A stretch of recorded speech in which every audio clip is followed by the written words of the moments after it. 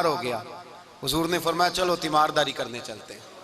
किसकी जी? गुलाम की, नौकर की। यहाँ साहब कहते हैं 5,000 रुपया ले जाओ, वो बड़े एहसान के साथ 5,000 रुपया ले जाओ और दे आना और उसे कहना सर जी पूछ रहे थे तेरा क्या हाल है, वो बात खत्म हो गई। हुजूर बनफ्स नफीस गए और गरीब का घर था।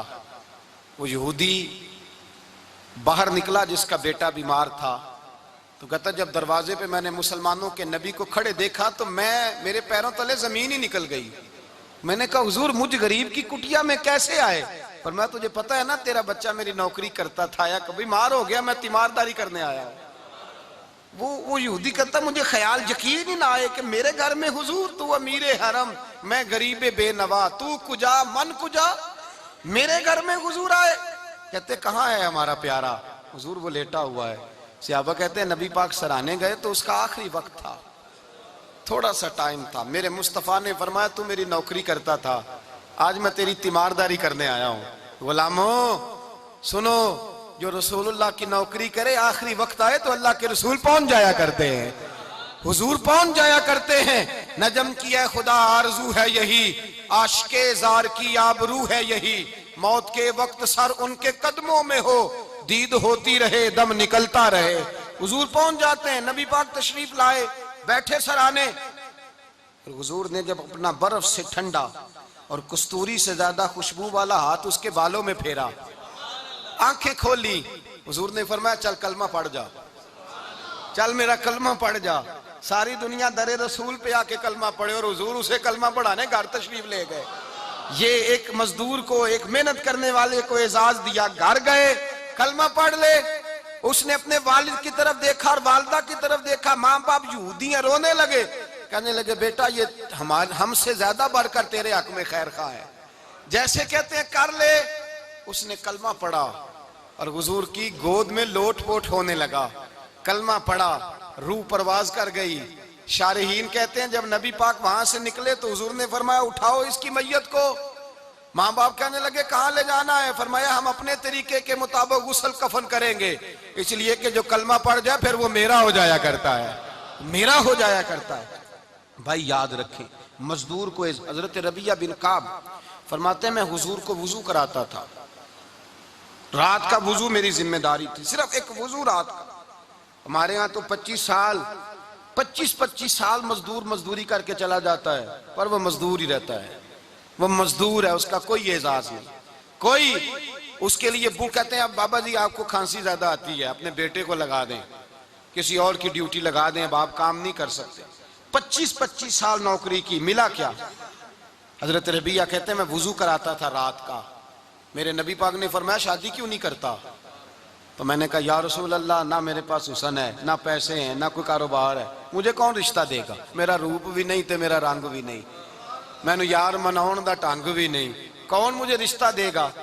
कहते हुजूर खामोश हो गए। दूसरा दिन आया तो मैं वुजू कराने पहुंचा तो नबी पाक ने फरमाया शादी क्यों नहीं करता? कहते मैंने कहा हुजूर कौन रिश्ता देगा? वही 3 बातें दोहराई, ना पैसे हैं, ना हुसन है, ना कोई कारोबार है, ना मकान है। फरमाया हुजूर ने तीसरे दिन फिर कहा। जब दूसरा दिन हुआ ना तो हुजूर ने कहा, हुजूर खामोश हुए मेरे जवाब पर। मैंने कहा यार कितना बेवकूफ हूं, हुजूर रोज पूछते हैं और मैं जवाब ही नहीं देता। कहते तीसरे दिन मैंने इरादा किया आज नबी पाक पूछेंगे तो मैं कहूंगा हुजूर जैसे दिल करता वैसे ही करा दें। कहते हैं तीसरे दिन में गया, सारा वुजू करा लिया पर नबी पाक ने पूछा ही नहीं, मैं इरादा करके गया। कहते मैं खुल के मुस्कुराया, मैंने कहा महबूब तेरे करम पे कुर्बान जाऊं, क्या अंदाज़े मोहब्बत है, हुजूर मेहरबानी करें करा दें। फरमाया फुला सरदार के पास जा, एक वुजू कराते हैं और एजाज हुजूर ने कितना दिया, जा सरदार के पास और उसे जाके कह कि अल्लाह के रसूल फरमाते अपनी बेटी का निकाह तेरे साथ कर दे। फरमाते मैं गया, माँ बाप को बड़ी फिक्र होती है बेटियों की। वो कहने लगा मैं शाम को खुद नबी पाक की बारगाह में आऊंगा। कहते मैं बाहर निकलने लगा तो वो बच्ची पर्दे की ओट से बोली, कहने लगी गुलाम ठहर जा, अब्बा जी आपको मेरी फिक्र है, अम्मा जी मेरी फिक्र है, मेरी फिक्र ना करें और ये ना देखें आया कौन है, ये देखें भेजा किसने है। आप मुझे हवाले करें, नबी पाक के हुजूर के हवाले करें, अल्लाह रसूल मुझे कभी जाया नहीं करेंगे। हजरत रबिया कहते हैं हुजूर ने मेरी शादी का बंदोबस्त किया। हजरत बुरैदा असलमी से कहा कि तू इसके लिए खजूर की गुठली के बराबर सोना ला। हजरत हारसा बिन नौमान से कहा तू इसके लिए एक कमरे का उजरे का बंदोबस्त कर। हजरत उस्मान गनी से कहा तूने वलीमा कराना इसका। फरमाया मैं तो थोड़ी नौकरी करता था, मुस्तफा ने सारी जिंदगी का ही बंदोबस्त फरमा दिया। ये मजदूर के साथ हुजूर का अंदाज है। पहले मैंने शुरू में कहा कि मजदूर इस बात को समझता ही नहीं कि उसका मकाम कितना, वो इस बात को जानता ही नहीं अल्लाह ने उसे एजाज कितना दिया है। मिल्लत का जवान सबसे पहले तो कभी किसी की जेब की तरफ ना देखे। और ये बात याद रख लें, दर्जनों बुजुर्गों के इरशादात की रोशनी में एक मोटी बात बयान कर रहा हूं, तवज्जो है मेरी बात पर। जिसकी तवज्जो दूसरों की जेब पे होती है वो रुसवा हो जाता है। काहिल लोग जो जिंदगी में सिर्फ हाथ फैलाने के आदी होते हैं, उनके दामन में सिवाय रुसवाई के कुछ नहीं आता, उनके हिस्से में सिवाय बदनामी के कुछ नहीं आता। और जो अपने बाजू की कुव्वत के जोर पर, इकबाल कहते हैं अपनी दुनिया आप पैदा कर अगर जिंदों में है, सिर्रे आदम है ज़मीरे कुन फिका है जिंदगी। अपने लिए खुद जीना सीखें, मिल्लत के लिए कुछ करना सीखें। मुआशरे के अंदर इससे उधार पकड़ के उसको दे दिया तो उससे पकड़ के इसको दे दिया, 2 दिन उसके पास चले गए लेने तो 4 दिन उसके पास चले गए। कभी को दोस्त बाहर से आ गया तो उसके पीछे भागने लगे, चापलूसी करने लगे, 2-4 जोड़ों की खातर, एक मोबाइल की खातर। छोड़े इस धंधे से बाहर आए। मैंने कहा एक पेशा बुरा है, एक पेशा, और वो है हाथ फैलाना, बाकी कोई पेशा बुरा नहीं। 18-18 घंटे मजदूरी करो, निकलो बाहर, निकलो मैदान में आओ, जद्दोजहद करो, मजदूरी करो जब तेरा हाथ मजदूरी तक जाए। और याद रखो रिज़्क़े हलाल खाना है और रिज़्क़े हलाल ही खिलाना है। ये वकार है, रिज़्क़े हलाल मोमिन का वकार है। जो लोग लुकमा हराम खाते हैं वो अपना वजूद खो बैठते हैं, रूहानी ताकतें खो बैठते हैं। मेरे आला हज़रत रहमतुल्लाह अलैह फरमाते हैं जिसका नमाज में दिल ना लगे, जिसका मस्जिद जाने को दिल ना करे, जिसका इबादत पे तवज्जो ना हो, जिसका दीन की तरफ रगबत ना हो, उसे गौर करना चाहिए कि उसका कहीं रिज्क में लुकमा हराम तो शामिल नहीं हो गया।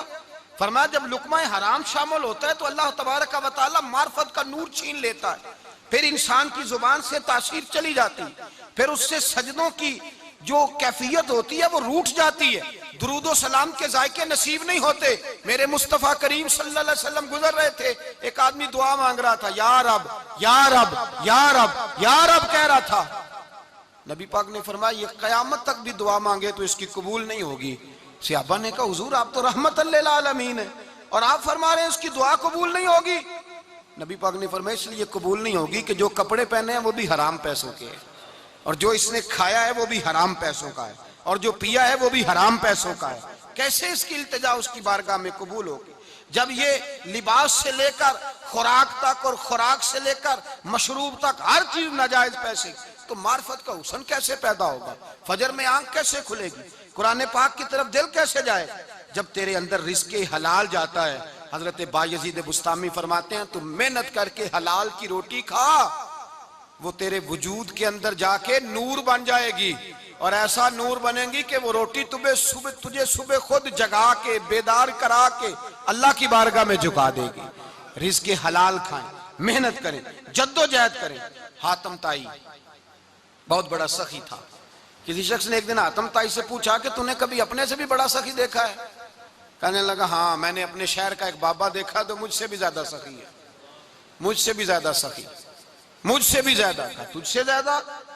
कहने लगे मैंने सारे शहर की दावत पकाई, छोटे बड़े अमीर गरीब सारे आए, दावत पकाई सारे शहर की, सब लोग आए, हर आदमी को मैंने बुलाया, उलमा को, अदीबों को, शायरों को, ताजरों को, सनतकारों को, सबको दावत दी। मैंने सोचा कि जरा देखूं तो सही पलट के कोई रह तो नहीं गया जो आया ना हो। चेहरे पे मैंने नकाब डाला और मैं बाहर निकला। एक ज़ईफ बुजुर्ग लकड़ आ रहा, जंगल में लकड़ियां काट रहा है। मैं उसके पास गया तो मैंने कहा बाबा तुझे नहीं पता आज हातम ताई की दावत है, तू नहीं गया? कहने लगा बेटा मुझे खबर आई थी, इत्तला मिली थी पर मैं नहीं गया। तू क्यों नहीं गया? कहने लगे मुझे हाथ की कमाई करके खाने का चस्का लग गया है, मजा लग गया है हाथ की कमाई खाने का, अब मुझे दूसरे के दस्तरखान पर जायका नसीब। हमारे मुआशरे का तो अलमिया है, लोगों को लज्जत ही दूसरे के दस्तरखान पे आती, मुफ्त की रोटी का जायका नसीब होता है। मुझे अपने हाथ की कमाई का जायका लग गया है, अब मैं वहां नहीं जाता कहते हैं मैं पलटने लगा तो बाबे ने बुलाया, कहने लगा इधर आ यार। मैं गया तो उसने 5 आने निकाले। कहने लगा हातम ताई का जो बंदा लंगर पकाने वाला हुआ ना, ये 5 आने उसे दे देना, हातम ताई को जरूरत नहीं मेरे पैसों, तो बड़ा अमीर आदमी है, ये उसको दे देना 5 आने लंगर वाले को। और उसको कहना बड़े बड़े नेक लोग आए हैं दावत में, 5 आने मेरे भी शामिल कर ले, और मेरे हाथ की कमाई, चलो मेरी भी रोटी कोई खा लेगा, कोई अच्छा आदमी मेरे हिस्से के मेरे दिए हुए पैसों से लुकमा खा लेगा तो अजर मिल जाएगा। हातम ताई कहते मैंने खैंच के निकाब उतारा और बाबे को कहा यार सीने से लग जा, मैं तो मालदार होके सखी हूं, तू गरीब होके बड़ा सखी है, तू गरीब होके बड़ा सखी है, तेरे अंदर इतनी खुददारी इज्जत नफ्स। मेरे भाई जिसका हाथ फैला हुआ है उसका सिमटेगा नहीं, जिसका हाथ फैला हुआ है उसका सिमटेगा नहीं। जिस आदमी ने, मेरे नबी पाक सल्लल्लाहु अलैहि वसल्लम ने फरमाया, जिसने अपनी जात पर सवाल का दरवाजा खोल लिया उसने अपने ऊपर फकर का दरवाजा खोल लिया। सवाल का मुझे दे दो, मुझे दो लाइनें लगी हुई हैं। भाई याद रखें, इस बात को जरूर समझें, खुददारी पैदा करें, इज्जत नफ्स पैदा करें, वकार पैदा करें, अपने अंदर तवानाई पैदा करें, 2 हाथों से मेहनत करके जद्दोजहद करके आगे बढ़े, बल्कि खाएं भी खिलाएं भी, अपने ऊपर भी खर्च करें, अल्लाह के दीन के लिए भी खर्च करें, अपनी जिंदगी वकार वाली बनाएं। एक वक्त नहीं 18-18 घंटे की मजदूरी करें। मेरे हबीब पाक अलैहिस्सलाम ने फरमाया जो बंदा सवेरे मजदूरी करने गया और शाम को थक के सो गया, अल्लाह उसके सारे गुनाह माफ फरमा देगा। वो थका किस लिए? बोले मजदूर तो बड़ा कीमती है। नबी पाक के ज्यादातर सहाबी काश्तकार थे, ज्यादातर सहाबी हुजूर के काश्तकार थे, खेती बाड़ी करते, मजदूरी करते थे अपने हाथों से। और जितने बाकी भी सहाबा थे मालदार, हजरत उस्मान गनी भी अपने हाथों से काम करते, हजरत अलीउल मुर्तजा भी दस्ते मुबारक से काम करते थे, अबू बकर सिद्दीक भी खुद जाते थे बकरियों का दूध धो के लाते। ये हमारे आज के जमाने में मसला हुआ है कि जो अमीर आदमी है वो कोई हाथ ही नहीं हिलाएगा, कुछ नहीं करेगा। भाई मेहनत करें, जद्दोजहद करें, अपने अंदर ये जज्बा पैदा करें कि आज के बाद लेना नहीं देना है इंशाअल्लाह ताला। और नौजवान बिलखुसूस उतारें ये गफलत का पर्दा, ये गफलत है। अपनी दुनिया आप पैदा कर अगर जिंदों में है, सिर आदम है, ज़मीरे कुन फिका है जिंदगी। मेरे भाई वकार के साथ सर उठा के वही बंदा जिएगा जो, और फिर मजदूर अगर अपने आप को वकार देता है, अल्लाह और उसका रसूल उसे वकार देते हैं, तो हमें मजदूर को वकार नहीं देना चाहिए? देना चाहिए ना जी। तो मजदूर को इज्जत दें, वकार दें। जिस आदमी को मेहनत करता देखें उसकी हौसला अफजाई करें, उसको थपकी दें कि तो बड़ा अच्छा आदमी। और जो काम काज नहीं करता उनको समझाएं। बच्चे, असल बच्चों की तरबियत, जो लोग जायदादें बना के जाते हैं ना, और बच्चे उनके काहिल होते हैं, कुछ नहीं कर सकते, उनकी जायदादें उजड़ जाती, बिक जाती। और जो बच्चा तामीर करके जाते हैं, जो अपने बच्चे को आला सलाहियत सिखा के जाते हैं, उनकी